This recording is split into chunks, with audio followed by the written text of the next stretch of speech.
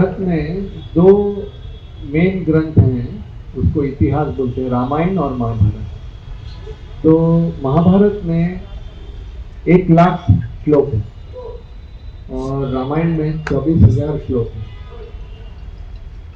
तो कहानी तो रामायण की काफ़ी सरल है, मगर जो उसमें से हम सीख सकते हैं वो बहुत बहुत डीप है, बहुत गहरा है। तो जैसे विश्वानुभु ने कथा सुनाई थी, वैसे थोड़ा बहुत मैं भी सुनाता हूँ, तो मैं थोड़ा सा भेलपुरी जैसा खट्टा मीठा कर दूंगा उसको। प्योर प्योर कथा तो उन्होंने सुनाई थी। मतलब शास्त्र दो प्रकार से बता सकते हैं, एक तो है खाली कथा, प्योर कथा, कहानी, स्टोरी कैसी गई, और है कि उसमें से क्या क्या क्या हम सीख सकते हैं। हम शुरुआत करते हैं कि रामायण आई कैसे, रामायण की उत्पत्ति कैसे हुई। तो एक बार नारद मुनि ऐसे नारायण नारायण करते हुए जा रहे थे, तो उन्होंने जंगल में एक शिकारी देखा। वो शिकारी का नाम क्या था पता है? कुछ गेस? तो नाम था रत्नाकर। रत्नाकर नाम का शिकारी था।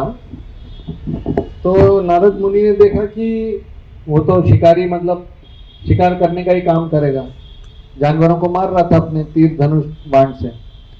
तो नारद मुनि ने उनको बताया कि भाई ये बहुत बड़ा पाप है। तो बोला मैं क्या करूं, मुझे तो खास अपने जो जनरेशन जो आई है मैंने यही सीखा, यही मेरा व्यवसाय है। तो नारद मुनि ने बोला कि ये सारे इतने सारे जानवरों को मारना तो ये काफी बड़ा पाप है। तो उन्होंने बोला मैं परिवार के लिए अपना जीविका चलाने के लिए मुझे ये करना पड़ता है। तो नारद मुनि ने पूछा, उनको जाके पूछिए ये जो पाप हैं जिनके लिए आप कर रहे हैं, तो क्या वो उसमें से थोड़ा भागीदार हो जाएंगे? तो बोला होंगे, क्यों नहीं होंगे। तो गया घर पे, पूछा ऐसा ऐसा ऐसा। बोला हम भागीदार नहीं होंगे, जो भी भगवान की लीला से हो ऐसा बोले। जो आप कर रहे हैं वो आपके कर्म है, हम क्यों लें आपके कर्म? आपके कर्म, आपका कर्म है हमको संभालना, तो आप हमको संभालो। तो उनका आंखें खुल जाती, वो नारद मुनि को आके समर्पण कर देते हैं। बोला अभी मैं क्या करूं? तो बताते हैं तपस्या करो, और तपस्या करना सिखाते हैं। तो ये जो रत्नाकर है 60,000 वर्ष तक ध्यान लगाते हैं। इतना कड़ी तपस्या करते हैं कि जैसे एक जगह पे बैठे बैठे उनके शरीर के ऊपर क्या हो जाता है, चींटी का एक वो जो एंट हिल, उसको हिंदी में क्या बोलेंगे, वाळवी म्हणतात मराठी में। तो चींटियों ने पूरा सा एक घर बना लिया उनके शरीर पे। इसको संस्कृत में वाल्मीकि बोलते, मराठी में वाळवी बोलते। तो इतना वो तपस्या कर रहे थे। तो उसके बाद ब्रह्मा जी प्रसन्न हुए, और तब उन्होंने ब्रह्मा जी से प्रश्न किया कि मैं जानना चाहता हूं कि ऐसा कौन व्यक्ति है जो सबसे शक्तिशाली है मगर उनका क्रोध अपने नियंत्रण में है। ऐसा कौन व्यक्ति है जो बहुत सुंदर है दिखने में मगर उनको कोई अभिमान नहीं है। ऐसा कौन सा व्यक्ति है जो अपने वरिष्ठ लोग हैं उनकी आज्ञा का पालन करते हैं। इस प्रकार से उन्होंने काफी सारे प्रश्न पूछे। तो ब्रह्मा जी ने उनको पूरा एक जैसे एक पिक्चर जैसा दिखा दिया। ये जब उनको साक्षात्कार हुआ तो वो अपने जीवन में वो ध्यान लगाते थे और इस तरह से वो रहते थे। तो उन्होंने देखा जंगल में एक दूसरा शिकारी, एक क्रॉंच पक्षी दो थे, वो जो प्रेम संबंध में थे। तो एक शिकारी ने जो पुरुष पक्षी है उसका हत्या कर दी। तो ये वाल्मीकि जब मुनि बन गए थे, हालांकि सबसे पहले वो खुद ही शिकारी थे, मगर उनको जो वो दुख हुआ देखकर, तो उनके मुख से शाप निकला कि या तुम जिंदगी में कभी भी सुखी नहीं हो पाओगे क्योंकि तुम ऐसे पक्षी की हत्या कर रहे हो। फिर बाद में उन्होंने सोचा कि मैं इतना क्रोधित क्यों हो रहा हूँ, ये शाप देना मेरा काम नहीं है। ये तो अपने कर्म की गति से जो हो रहा है, वो अपना काम कर रहा है, वो अपना, उसको शिक्षा होगी, बाद में वो सफर करेगा। मगर बाद में ब्रह्मा जी उनको आके बताते हैं कि ये जो आपको शोक हो रहा है कि आपसे क्रोध क्यों हो गया, क्योंकि साधु पुरुष यही कोशिश में रहते हैं, उनका जो सिलेबस यही होता है कि भाई सारे ये जो काम क्रोध लोभ मद मत्सर को कम करो। हर भक्त का यही एक इच्छा रहती है। तो वो बोलते हैं नहीं ऐसा नहीं है, ये श्री राम की ही इच्छा है। और ये जो आपने श्लोक बोला है, वो जो शाप के लिए जो संस्कृत श्लोक बोलते हैं, तो शोक से ये श्लोक आया है। और ये जो इसका मीटर है वो इसी में आपको पूरी राम की लीला लिखनी है। तो बोलते हैं शोक से श्लोक आ गया, रामायण आ गई। तो इस तरह से। और कुछ लोग ये भी पूछते हैं, जैसे मैं एक बार बता रहा था, हम स्कूल में गए थे, पुस्तक बांट रहे थे भगवत गीता। तो वहाँ पे स्टाफ रूम में मैं गया, टीचर थे बहुत सारे। तो मुझे देखकर ऐसा हुलिया में उन्होंने बोला कि आपके भगवान ने ऐसा बोला है चातुर्वर्ण मया सृष्टम, भगवत गीता में ऐसा बोला है कि मैं 4 वर्ण बनाता हूँ। तो मैंने बोला तो है। बोला तुमचे भगवंत भेदभाव का करतात, ब्राह्मण क्षत्रिय शूद्र वैश्य। तो मैंने बोला पूरा श्लोक मैं आपको बता देता हूँ वो क्या है। चातुर्वर्ण्य तो है, 4 वर्ण बनाए हैं, 4 आश्रम बनाए हैं, मगर उसमें आगे जो कृष्ण बोलते हैं कि गुण कर्म विभागश, तो गुण और कर्म जो है उसके हिसाब से हम अपना कार्य करते हैं। और ब्राह्मण क्षत्रिय वैश्य शूद्र के रूप में वो इस तरह से विभाजन होता है, जन्म कर्म से नहीं होता। जैसे कि कोई डॉक्टर है तो उनके घर में कोई जो बच्चा है वो जो आएगा वो डॉक्टर बन सकता है, मगर वो पढ़ाई करेगा तो, पढ़ाई नहीं करेगा तो डॉक्टर नहीं बन पाएगा। तो वाल्मीकि मुनि जो थे वो हालांकि शिकारी इस परिवार में जन्म हुआ था उनका, मगर फिर भी उन्होंने इतना बड़ा ग्रंथ लिख दिया, रामायण लिख दिया। तो ऐसा नहीं है, जन्म से नहीं होता है, ये गुण कर्म से होता है। तो इस तरह से और ये भी बताते हैं कि जैसे वो संत हो गए तो उनको दूसरे जो पक्षी की वेदना उनको समझ में क्यों आई, क्योंकि यही भेद होता है कि एक जो कसाई होता है और एक जो संत होता है। तो कसाई देखिए वो चक्कू चलाता है मगर वो अपने हाथ को काटने से बहुत ध्यान बचाता है, उसको ऐसा नहीं समझ में नहीं आता है, मगर उसको ये समझ में आता है कि मैं अपना शरीर ज्यादा बचाना चाहिए। तो थोड़ा सा फास्ट फॉरवर्ड करके जाएंगे तो देखेंगे लव कुश जो थे श्री राम के जो पुत्र थे, उनको वाल्मीकि मुनि ने रामायण पूरी सुना दी, सिखा दी और अच्छे से गाना सिखा दिया। तो वो गाते गाते सब जगह पे जाते थे, गुरुकुल में थे, ब्रह्मचारी छोटे छोटे 2 बच्चे थे, बहुत सुंदर गाते थे। तो भरत महाराज एक बार अयोध्या में ये बच्चे घूम रहे थे, तो उन्होंने देखा कि बड़ा अच्छा मधुर गाते हैं और सब लोग उनको दान देते थे, कुछ लोग उनको आशीर्वाद देते थे, कुछ खाने को देते थे, इस तरह से।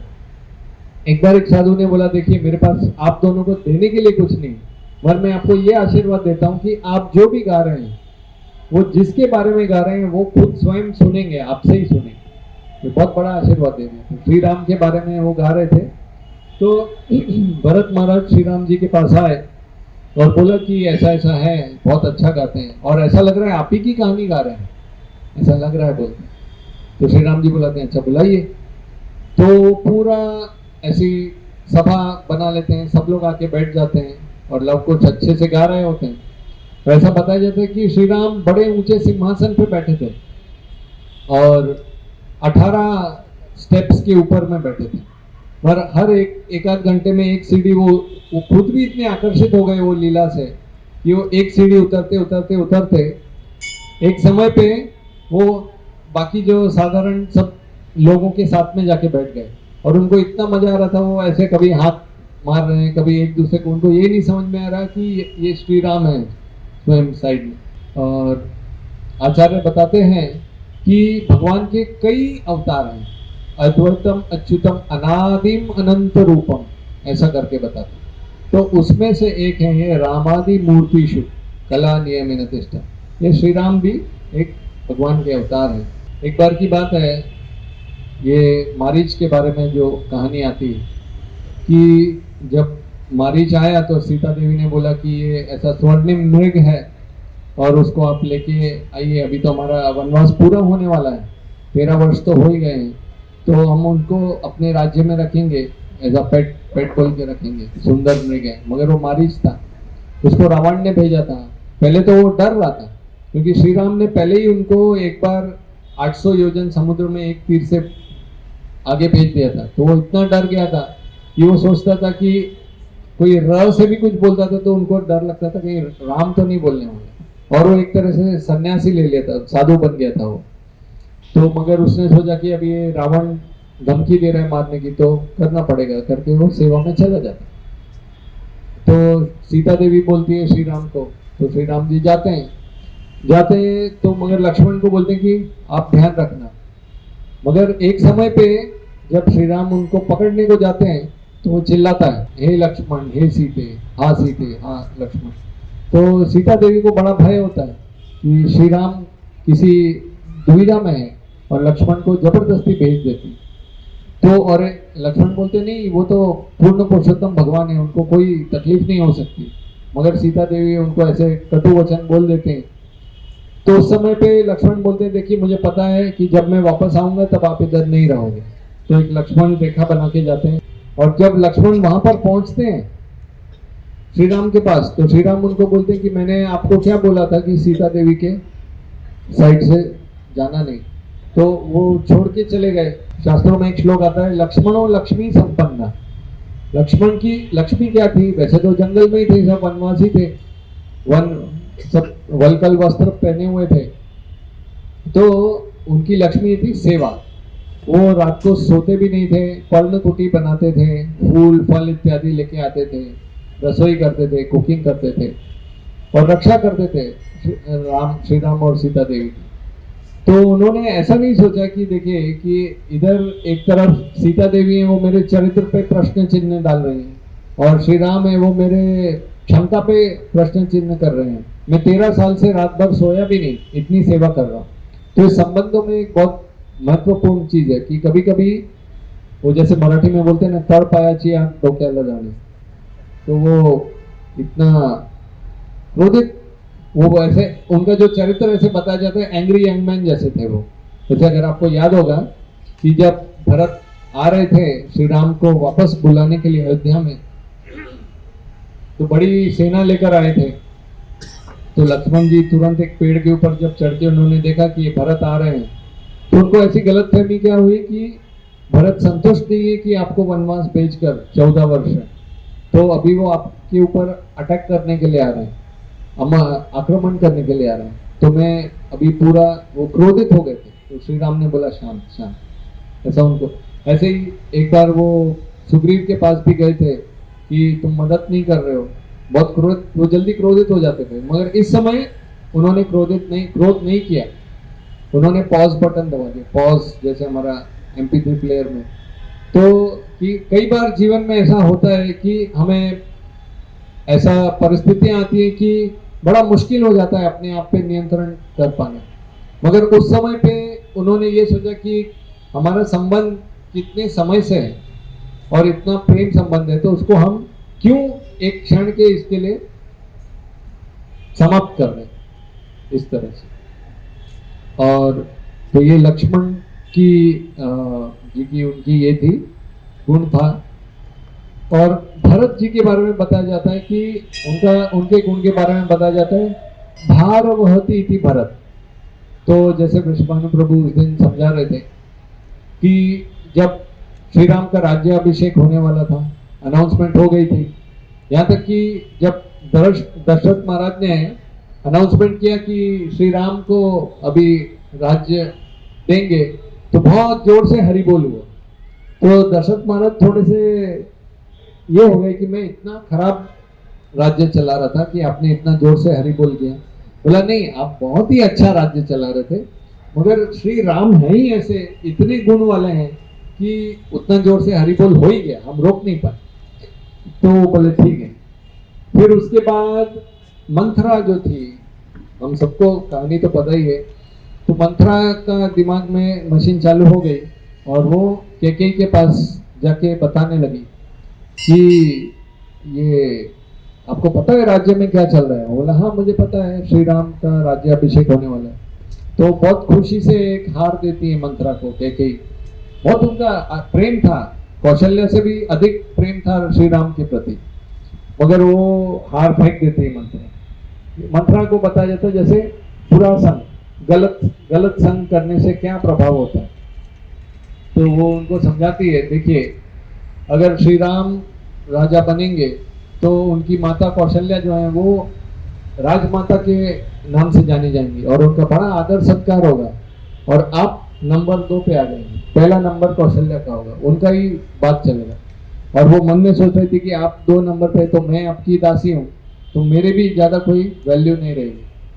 तो इस प्रकार से सोचते सोचते कैकेयी ने बोला अच्छा ऐसा, तो उनको धीरे धीरे प्रभाव, और उन्होंने फिर तो पहले तो ये बताया खुद कैकेयी के इस फायदे की बात बताई। दूसरा बताया देखो अभी भरत और शत्रुघ्न दोनों भी राज्य में नहीं है, इस समय पे उन्होंने ऐसा निर्णय लिया है, तो उससे भी उनको समझ में आया हाँ ऐसा ऐसा। तो इस तरह से समझाया तो बोला अब मैं क्या करूँ, बोला मैं बताती हूँ।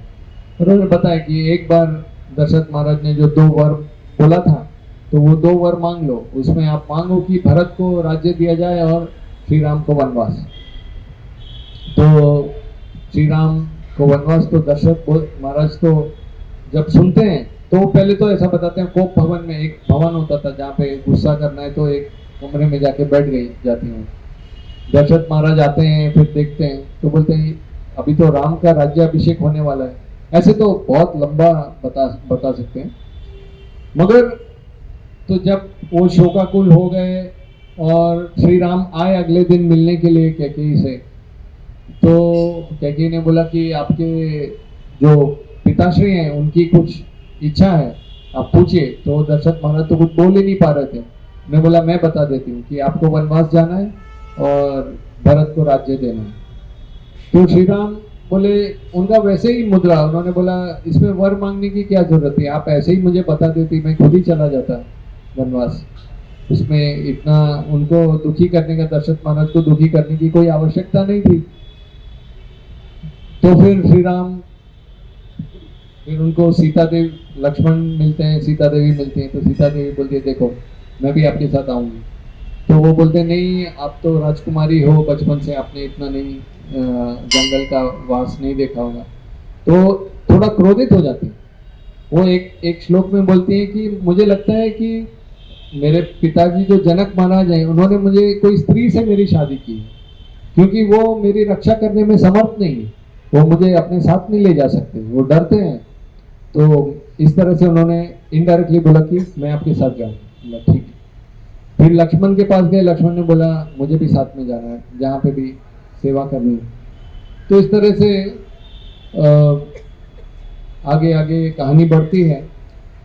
मगर दशरथ महाराज ने भरत महाराज के प्रति ऐसा बोला था कि मेरी जो चिता है वो भरत को स्पर्श मत करने दें, क्योंकि ये उनकी माता का और उनका षड्यंत्र है, इस तरह से उन्होंने बोला था। मगर भरत की तो ऐसी इच्छा नहीं थी।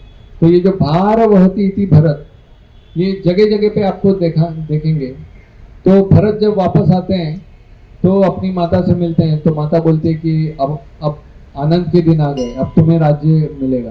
तो भरत बोलते हैं अच्छा, और श्री राम किधर है? बोलते हैं उनको मैंने वनवास भिजवा दिया। वो शोकाकुल हो जाते हैं और बोले मेरे पिताजी कहाँ पर, वो उनकी मृत्यु हो गई। तो इस तरह से जब भरत सुनते हैं तो वो बोलते हैं अपनी माता को तुम मेरी माता हो कि मेरी दुश्मन हो, और इस तरह से वो कटु वचन बोलते हैं।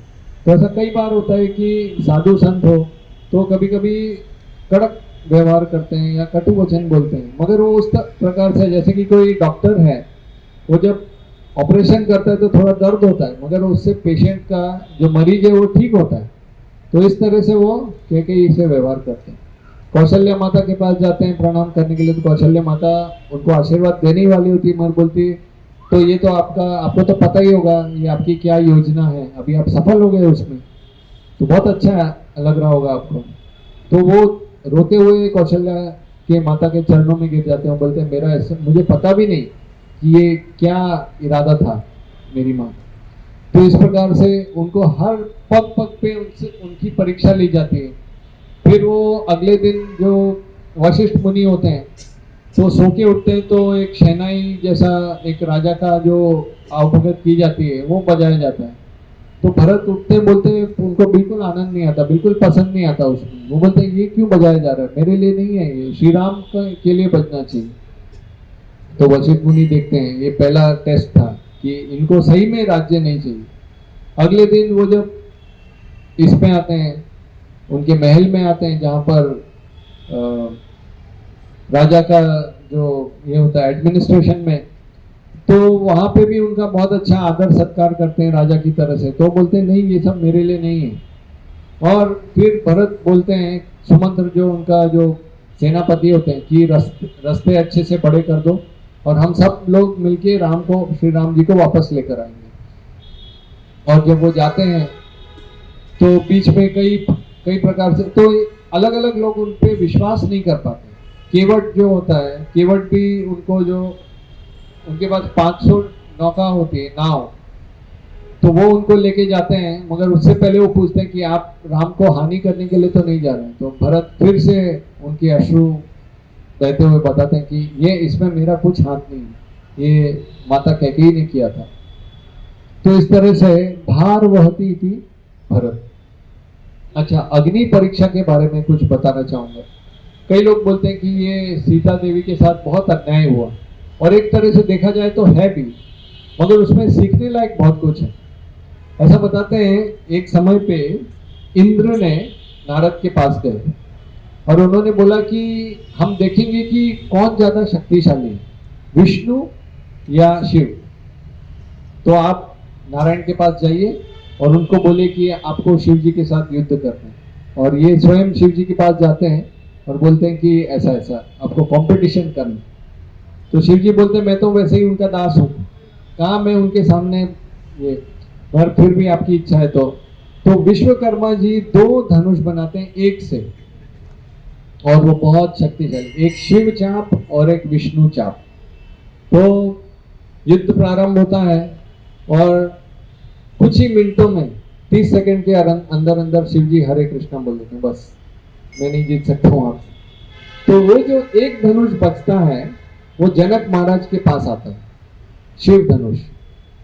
तो शिव धनुष वो बहुत भारी होता है, उसके लिए उसको उठाने के लिए कई सैकड़ों लोग एक साथ उठाते हैं, और एक बार उठाते हैं 30 सेकंड के लिए उठाते हैं, फिर उनको बैठना पड़ता है, आधा घंटा के लिए रेस्ट लेना पड़ता है। तो इतना वो वजनदार वो धनुष था। तो ऐसा बताते हैं, एक बार सीता देवी जब छोटी सी थी तो कुछ उनका फूल उनको तोड़ना था, तो ऊंचा था डाली, तो उन्होंने वो धनुष उठा के और उससे फूल तोड़ दिया। तो सब मिनिस्टर लोगों ने जनक महाराज को बताया ये धनुष से उन्होंने फूल तोड़ा। तो इसीलिए फिर जनक महाराज ने सोचा कि कम से कम स्वयंवर में इतना तो एक ये रखना पड़ेगा कि ये धनुष को जो उठा सके और उसकी प्रतिष्ठा चढ़ा सके, तो वैसा वर होना चाहिए, नहीं तो एक आलिंगन देगी तो वो चटनी बन जाएगी सामने वाले की। तो उसमें वो स्वयंवर में रावण भी आया था और रावण उठा नहीं पाया था। इसका मतलब क्या हुआ कि जो हमने पहले बताई, वो मारीच के समय पे रावण आया, तो समय पे अगर सीता देवी एक खाली प्रेम से चांटा भी मार देती तो रावण के जो 10 सिर थे वो 10 दिशा में उड़ के चले जाते थे। मगर ये कथा फिर वो थ्रिलर मूवी बन जाती थी, सैड स्टोरी नहीं बनती थी। तो लीला जो है इस तरह से बनाई गई कि उन्होंने जानबूझकर ऐसी लीला करी।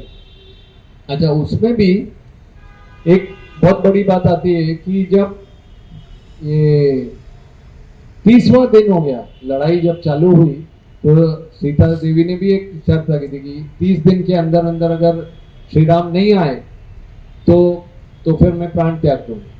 तो 30वें दिन पे जब रावण का वध हुआ और सीता देवी को बहुत अच्छे से सजा करके और पालकी में लेकर के आए श्री राम के सामने, तो श्री राम का चेहरा एकदम पत्थर जैसा था, उनकी तरफ देख भी नहीं रहे थे, नीचे थे, आंखें नजरें नीचे। और उन्होंने लक्ष्मण को बोला कि मेरा काम था कि इनको रावण के यहाँ से बाहर निकाल के आना, अभी उनको जहां जाना है जा सकते हैं। सब लोग शौक अचंभित हो गए, सारी वानर सेना भी, और लक्ष्मण जी स्वयं कि ये क्या बोला आपने। मैं बोला ये तो मैं नहीं जानता उनकी क्या इच्छा है, और वो रावण के साथ में रही थी। तो सीता देवी जब सुनती हैं, उनके भी आंख से अश्रु आ जाते हैं। वो बोलते ठीक है लक्ष्मण, एक लकड़ियों की चिता जलाओ। लक्ष्मण बोलते हैं एक तरफ ये क्या हर समय पे उनको, इसलिए बोलते हैं लक्ष्मणों लक्ष्मी संपन्न। तो अगली बार वो छोटे भाई बन के नहीं आए, क्योंकि वो बोले अगली बार फिर वो बलराम जी बने, अगली लीला में बड़े भाई बन के आए, वो सुनते नहीं थे। क्योंकि बहुत कुछ सहना पड़ा। तो लक्ष्मण ने फिर वो किसी तरह से चिता जलाई। मगर ये लीला है, तो उसमें अग्नि परीक्षा में सीता देवी गई। तो एक कहानी पहले की आती है कि रावण ने एक बार एक वेदवती नाम की एक साध्वी थी, उसके साथ अत्याचार किया था। तो उसने उस समय शाप दिया था कि मेरी वजह से तुम्हारा अंत होगा। और ये जो रावण ने जिसको किडनैप किया था, अपहरण किया था, वो वेदवती थी, क्योंकि उसके पहले ही अग्नि में सीता जी भी अग्निदेव के पास चली गई थी और वेदवती आ गई थी। तो ये जो लंका में गई थी वो वेदवती थी, और वो उनकी इच्छा ये थी कि वो श्री राम की अर्धांगिनी बने, उनकी पत्नी के रूप में आए। मगर श्री राम ने पहले ही बोला था मैं तो एक पत्नी व्रत हूँ, तो इसीलिए उन्होंने उनके तरफ नहीं देखा। तो जब अग्नि परीक्षा हो गई तो तुरंत श्री राम का रवैया पूरा चेंज, उनकी आंखों में अश्रु, उन्होंने तुरंत आलिंगन दिया और बोला कि वही रूप में आ गए जो जब वो जंगल में थे, हे सीते हे सीते हे सीते करके घूम रहे थे पूरा। तो कोई एक तरह से बोलेगा कि ये कोई प्रकार का मानसिक डिसऑर्डर तो नहीं कि एक पल में पूरा क्रोधित थे, दूसरे पल में पूरे भावुक हो गए। तो ये भगवान की लीला है। और स्थल पुराण में और पूर्व पुराण में भी ये कहानी कथा आती है कि जब वेदवती ने फिर आगे चल के तपस्या करी तो वो बालाजी की पत्नी बनके, पद्मावती बनके उनका ये हुआ, अवतार हुआ। अच्छा, ये तो छोटी सी थोड़ा दुख देने लायक। उससे ज्यादा दुख देने वाली जो कथा है, जहां पर श्री राम ने सीता देवी जब गर्भवती थी तब उन्होंने वाल्मीकि के आश्रम में उनको भेजा, दूसरी बार विरह हुआ। तो ये तो एक धर्म की स्थापना करने के लिए उन्होंने किया था। मगर अगर हम तर्क से देखें तो श्री राम जी 11,000 वर्ष तक जिए थे। उसमें से जब सीता देवी को वाल्मीकि के पास भेजा था तब उनकी आयु केवल 42 वर्ष थी। तो इतने बाकी जो वर्ष थे वो चाहते तो उस समय वो दूसरा विवाह कर सकते थे, मगर उन्होंने ऐसा नहीं किया। उन्होंने अपने सिंहासन के बगल में ही सोने की सीता बनाकर रखी और उन्हीं के साथ रहे। जो भी यज्ञ आदि करते थे तो वैसा करके वो सीता को बिठा के रखते थे। तो ये लीला है इस तरह से, और ये उनका त्याग है। लोगों को ऐसा लगता है कि ये बहुत बड़ा अन्याय है, मगर वो लीला के रूप में होता रहता है। और अगर ऐसा होता, अक्सर आप देखेंगे कि इस संसार में जब पति पत्नी अलग हो जाते हैं तो बच्चे जिनके साथ रहते हैं, जिस पार्टनर के साथ, तो दूसरे इनके प्रति बड़ा द्वेष हो जाता है, क्योंकि वो भर भर के ऐसा वो ऐसे। मगर लव कुश को आप देखिए, जब वो सीता मैया के साथ थे तो उन्होंने रामायण पूरी सीखी और रटी और श्री राम को बोल के और उनको आकर्षित कर लिया। तो प्रेम तो संबंध था ही, वो कभी खत्म नहीं हुआ। तो ये समझने वाली बात है। और एक तरह से देखा जाए शास्त्र के हिसाब से शुक्राचार्य जो हैं ये दानवों के गुरु हैं और उनके माता पिता हैं ख्याति और भृगु मुनि। तो एक बार की बात है कि शुक्राचार्य और भृगु मुनि कुछ सेवा से बाहर गए थे और उस समय देवताओं ने दानवों के ऊपर अटैक कर दिया। तो सब दानव हार रहे थे क्योंकि उनके गुरु उनके समक्ष नहीं थे। तो ख्याति जो थी उन्होंने अपने तपोबल से इंद्र को फ्रीज कर दिया और दानव उनको उनकी प्राण लेने ही वाले थे इंद्र की। तब तुरंत विष्णु आ गए और उन्होंने अपने चक्र से ख्याति का वध कर दिया। तो जब भृगु मुनि वापस आए तो उन्होंने देखा कि ऐसा हुआ, तो उन्होंने विष्णु को शाप दिया कि आगे चल के आपको जिस तरह से मैं अपनी पत्नी से विरह का अनुभव कर रहा हूँ, आपको भी उसी तरह से भौतिक संसार में एक मनुष्य की तरह जाकर और अपनी पत्नी से विरह का अनुभव करना पड़ेगा। तो ये भी एक कारण था कि श्री राम की लीला हुई थी। तो ऐसा है। और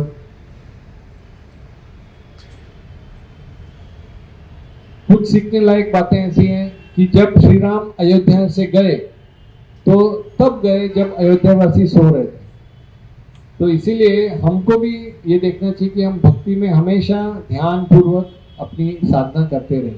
अगर हम जैसे ठंड में सोना बहुत अच्छा लगता है, नींद कंबल ओढ़ के पड़े रहो अच्छा गर्म, सवेरे उठने में बड़ा कठिनाई होती है। हमको भक्ति करना है, साधना करना है, जप करना है।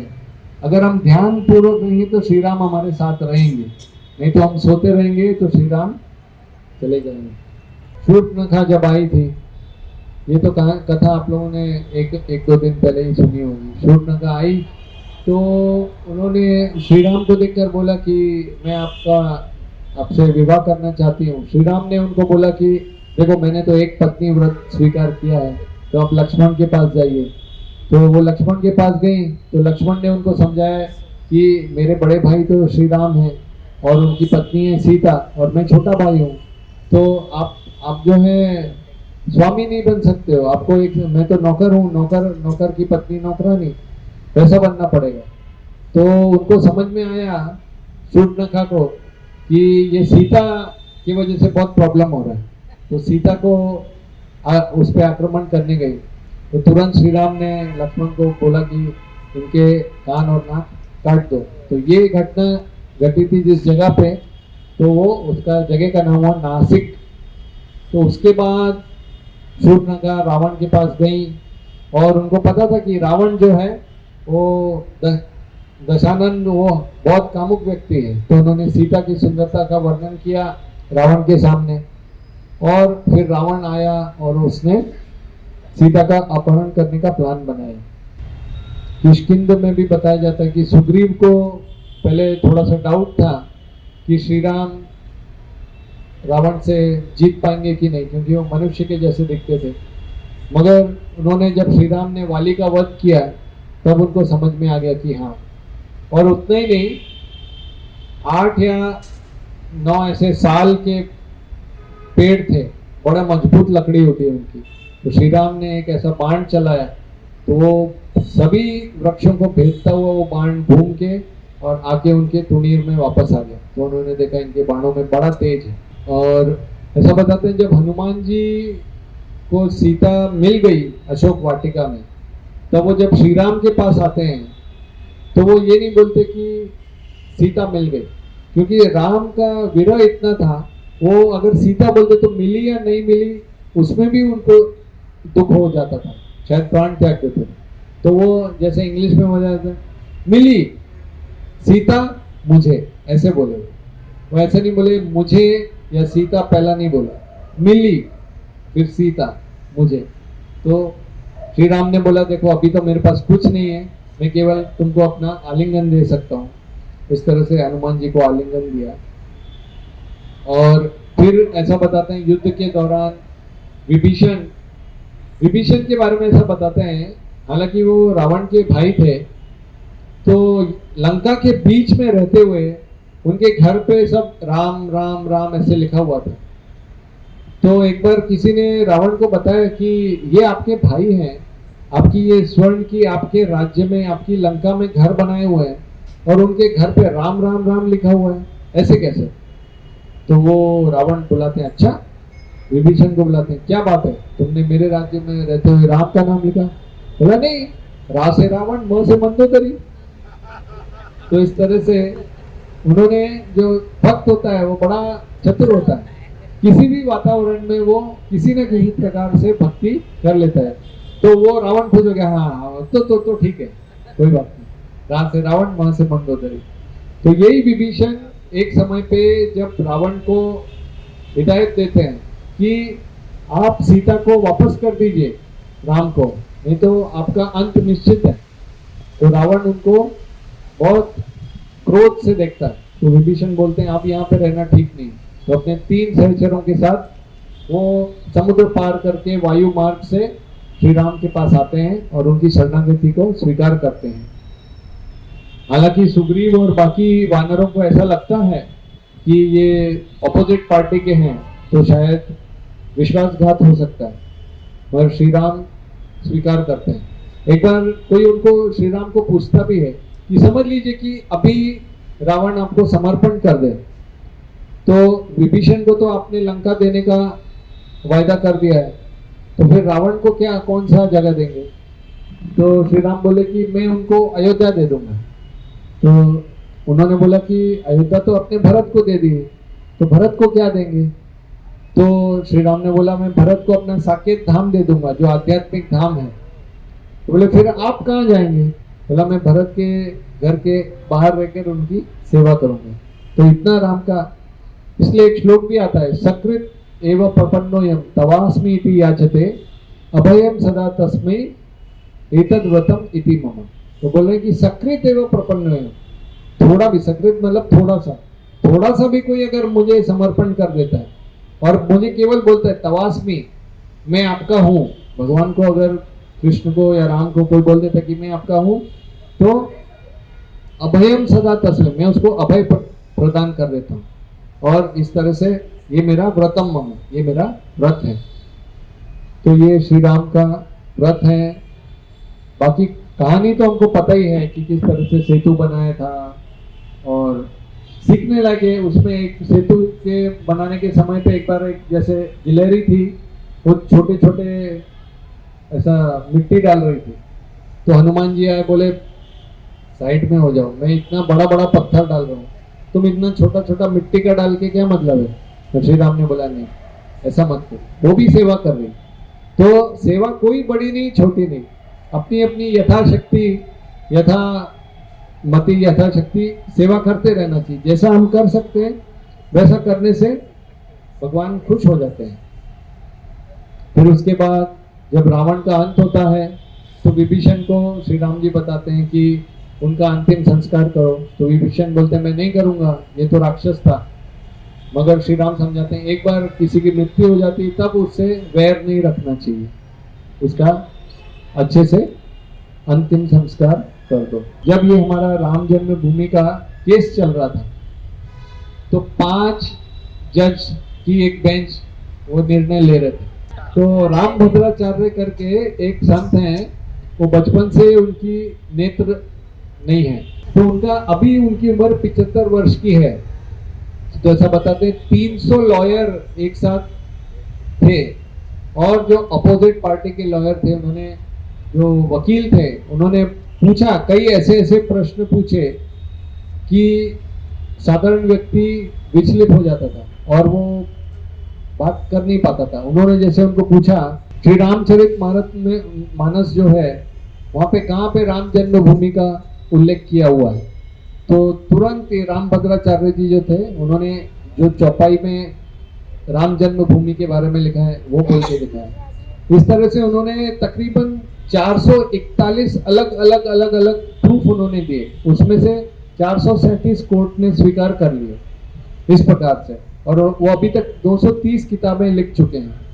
फिर वहाँ जो अपोजिट वाले वकील थे, उन्होंने पूछा कि वेदों में कहीं पे लिखा हुआ है कि श्री राम का जन्म यहाँ पे अयोध्या में हुआ है?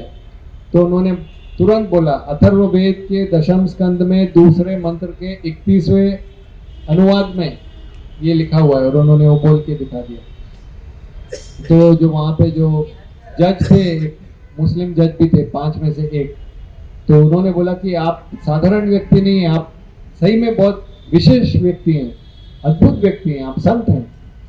तो वो जज का नाम था अब्दुल नजीर करके।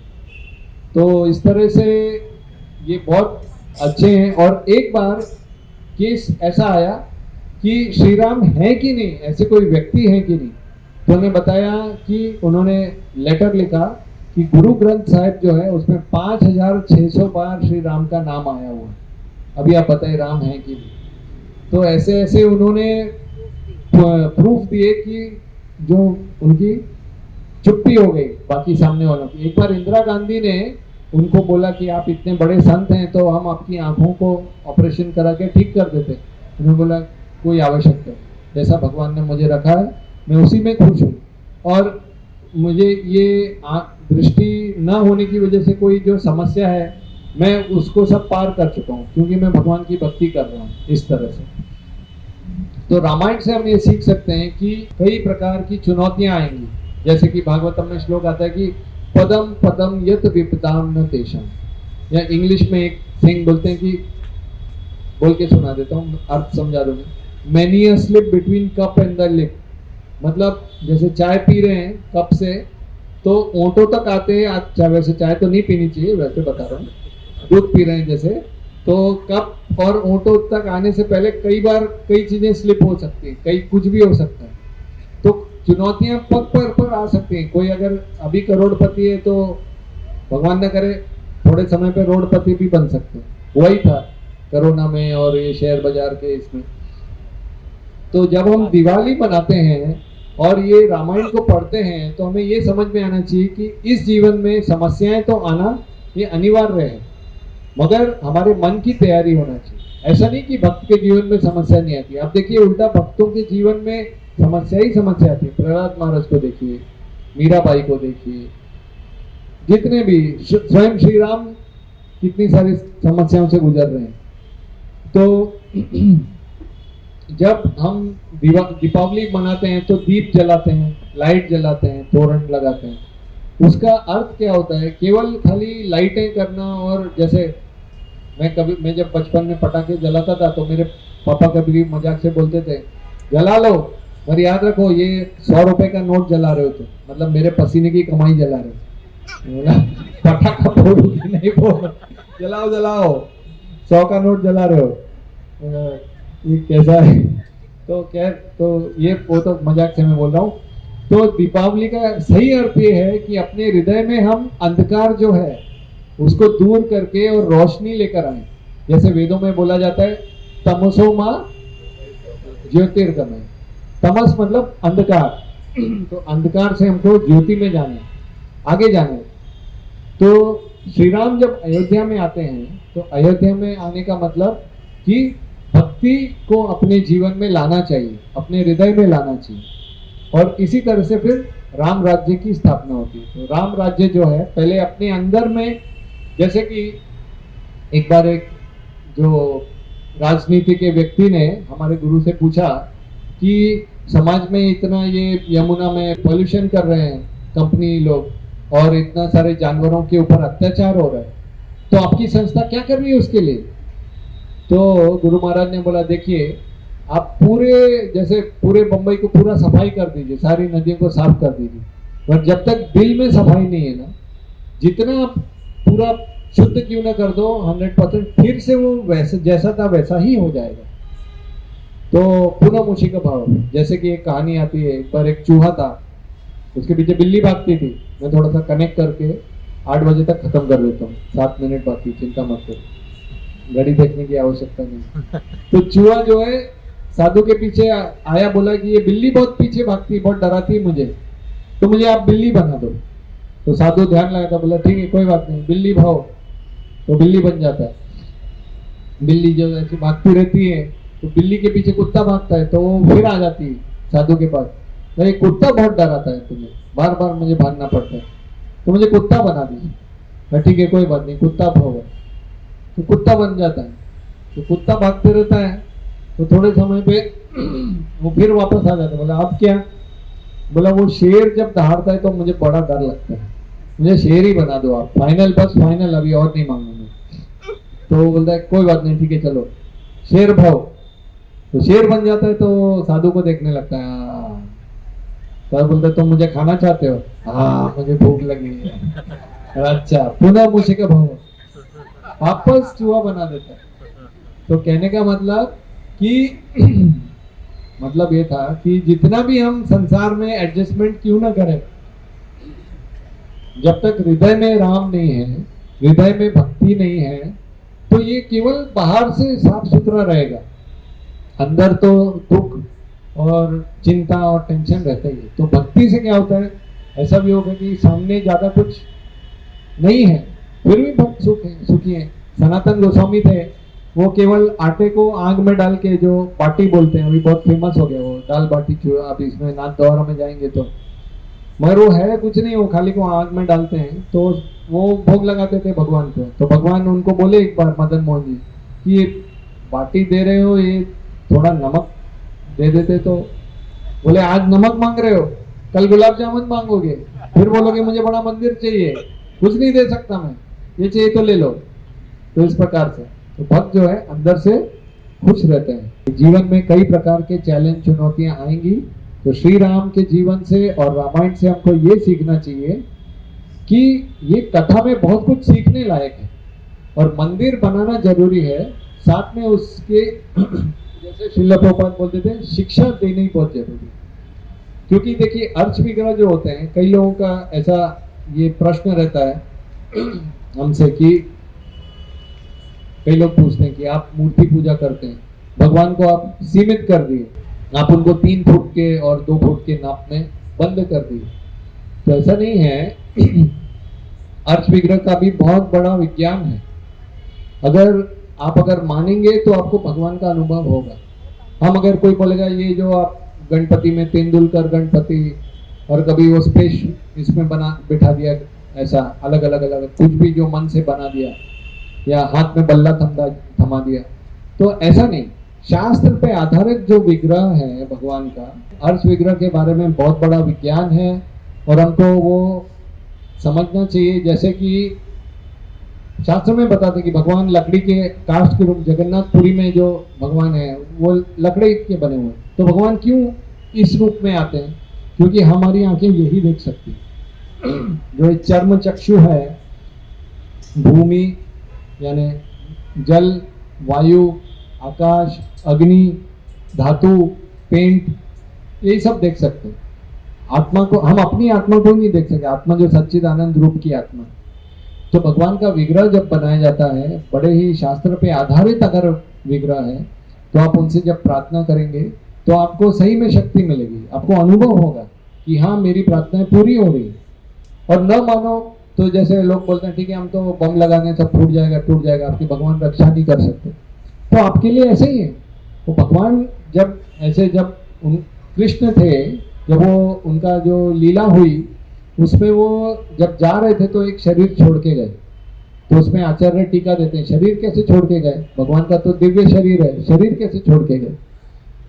तो बोले जिन लोगों को भगवान पे विश्वास नहीं करना था उनके लिए छोड़ के गए कि हाँ ये लो तुम्हारे लिए भी रोजी रोटी है, तुम्हारे लिए भी नौकरी है, कि तुम इसके ऊपर सिद्धांत पे इसके बेस पे बोलो भगवान नहीं। और वो बोलने की जो बुद्धि है वो भी भगवान ही दे रहे। सूरज रोज निकल रहा है, अच्छा ये तो सब विश्वास करते सूरज नहीं हो तो हम जी नहीं पाएंगे, बराबर? सूर्य देव नहीं हो हम जी पाएंगे? नहीं जी पाएंगे। साइंटिस्ट लोग बताते हैं एक ऐसा इतना सा भी बाल भर भी सूर्य की जो अगर आगे या पीछे हो जाए तो कहीं पूरा सूखा हो जाए और कहीं पूरी आग लग जाएगी और कहीं पूरा बर्फ जम जाएगी।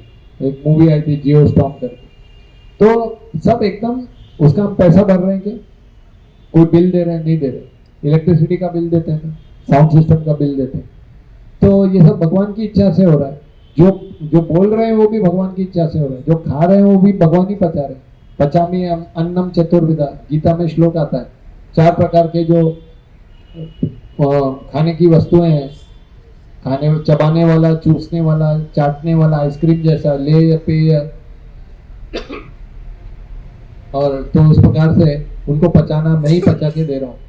तो ये सब भगवान की इच्छा से हो रहा है, तो हमको विश्वास करना चाहिए और राम राज्य को स्थापित करना चाहिए। इस तरह से अपना हृदय में जब भक्ति होगी, अपनी साधना करेंगे तो अच्छा होगा। हरे कृष्ण।